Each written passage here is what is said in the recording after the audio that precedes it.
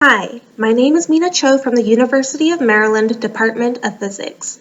I am here to talk with you about multi-messenger astronomy with advanced LIGO and Virgo. This talk is divided into 3 different sections as you can see in the outline on slide 1. First, I will talk about progenitors of gravitational wave transients. Then I will talk about low latency searches for them, and then I will talk about information for multi-messenger astronomy. On slide 2, you can see the gravitational wave spectrum, which spans over 18 orders of magnitude, which is largely unexplored. With advanced ground-based detectors like Advanced LIGO and Advanced Virgo, we are exploring the high-frequency regime of the spectrum. The first class of major sources of gravitational wave events in this regime is compact binary mergers. Here is a gravitational wave signal from our first detection, GW 150914, which was a binary black hole merger. The waveform of the merger is the collective history of the stretching and squeezing of space by gravitational waves. The chirp is the rising frequency of the gravitational waves and is characteristic of compact binary mergers. Lastly, unique information about the source is encoded in the amplitude and phase evolution. Please see Katarina's and Alan's talks for more.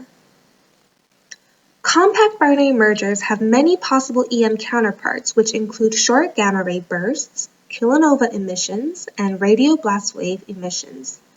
There are many reasons we're interested in joint observations, some of which are listed on slide number 5. Another possible source of gravitational wave transients for ground-based detectors is core collapse supernovae. Here is a picture of supernova 1987A, which exploded about 160,000 years ago. The motivation for joint observation here is that the explosion mechanism for supernovae is still largely unknown. The next 2 slides discuss 2 different explosion mechanisms for core collapse supernovae and how their gravitational wave signals would differ. On slide number 9, in the event of a nearby core collapse supernova, we would see the gravitational wave signal first, followed by a massive burst of neutrinos, and then a bright UV flash a couple of hours later. Then we would see the supernova at optical wavelengths as it expands. For progenitors with a rapidly rotating iron core, there could also be a long gamma ray burst, which would be beamed. Another class of gravitational wave events is magnetar starquakes. This is when a neutron star with a very large magnetic field goes through asymmetric strains, which could cause soft gamma repeaters, anomalous X-ray pulsars, and radio X-ray pulsar glitches. With a joint detection here, we could maybe learn about the neutron star equation of state. Lastly, there are many other possible sources of gravitational wave transients. For instance, more speculative sources, such as intersecting cosmic strings, which, if they exist, are thought to be one-dimensional relics from the Big Bang. On slide 13, you can see what the signal from a cosmic string cusp would look like. They look exactly like many different classes of glitches in our detectors, making it difficult to distinguish between the two. There are also, of course, yet unknown sources of gravitational waves, making this new field of astronomy very exciting.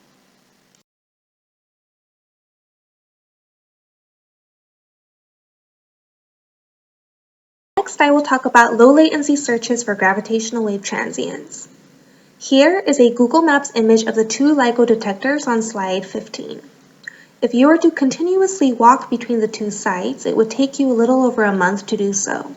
But of course, if you travel at the speed of light, it takes only 10 milliseconds. Here is a picture of LIGO Hanford, which is in Washington State. Next is LIGO Livingston, which is in Louisiana. And lastly, Virgo, which is in Cascina, Italy.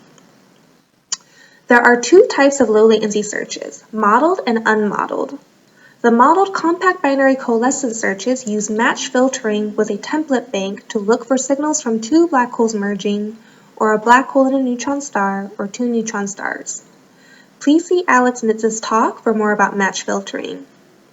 The unmodeled burst searches use excess power in the time-frequency domain to look for signals from a wide variety of sources, which also include compact binary mergers. The significance of a trigger found by either type of search is determined by measuring the background. Many of the pipelines use the method of time slides to create a background of many thousands of years, where data from our detectors are shifted by a time much longer than the light travel time between the detectors. Then, the false alarm rate can be calculated from this constructed background. On slide 22, you can see we also account for glitches and noise to vet a possible gravitational wave candidate event. There are two questions that we ask. 1. Could transient noise account for a trigger that we see? And if the answer is yes, we veto the trigger. 2. Could transient noise bias the estimate of the source parameter and/or properties? And if the answer is yes, we mitigate the noise. Both of the time frequency spectrograms on this slide are from overflows, but in one case we vetoed the trigger, and in the other case we mitigated the glitch because there was a clear signal in the background. For more on how we characterize detector noise, please see Jess's talk. Now I will discuss how we localize the direction of a potential gravitational wave event. Here is the idea behind detection and localization with two detectors. Let's pretend that this is where Livingston and Hanford are located on slide 24. If a source comes from directly behind Livingston, the signal will reach the Hanford detector 10 milliseconds later because the gravitational waves travel at the speed of light. The only other direction where signals would be spaced 10 milliseconds apart is from behind Hanford, but then the signal would reach Hanford first and then Livingston. Now, let's say a source comes from a general direction in the sky over here, where the signal still reaches Livingston first and then Hanford, but it's 7 milliseconds apart. Well, there's an entire ring of directions in the sky where the signal would still reach Livingston first and then Hanford, and the signals would still be 7 milliseconds apart. This is why in the Skymaps that we send out with two detector localization, we see arcs that cover part of the ring. When distance information is also available for modeled triggers, the arcs create potato chip-like structures that astronomers can overlay with a galaxy catalog to narrow down galaxies for selective pointings. This is a method that's covered in the SkyMap tutorials. Now the pop quiz. Why is the full ring not covered in this example SkyMap? The answer is localization comes from a combination of time delay information, called triangulation, which is the concept covered above, and also from amplitude coupling with the antenna patterns. On slides 25 and 26, you can see the advanced ground-based detectors have specific antenna patterns where they are most sensitive to signals coming from a direction perpendicular to the plane of its arms. The plane of the arms of the detector form the least sensitive region, where if a signal is directed along a diagonal of the L-shaped arms, the detector will not be able to see it. This is illustrated in slide 28 with the binary neutron star merger event GW170817. The two red spots in each of the ATOF projections are the antipodal regions of maximum sensitivity, and the blue islands are the four directions of insensitivity. Lastly, on slide 27, localization with three detectors reduces the ring down to where they intersect. In this case, if distance information is also available, the sky localization probability maps that we send to our observing partners will have a spindle-like form.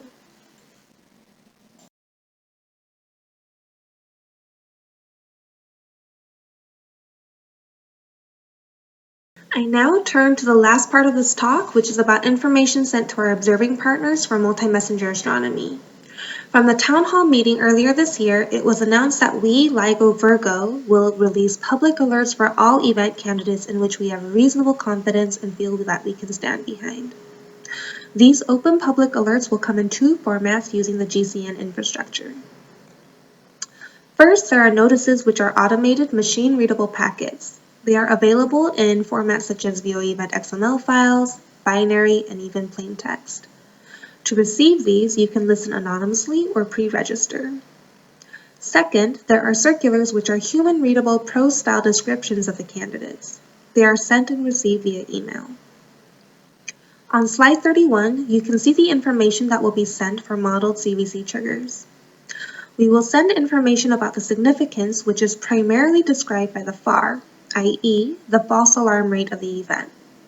For FARs greater than 1 per 100 years, the number will be stated explicitly in the circulars. Otherwise, the FAR will be described simply as highly significant. There is also a new quantity called P astro, which will debut in our third observing run, 03, which is the probability that the trigger is astrophysical in origin, accounting for both observed merger rate distribution and background distribution. Next, on slide 32, we will also include information about signal classification for CVC triggers.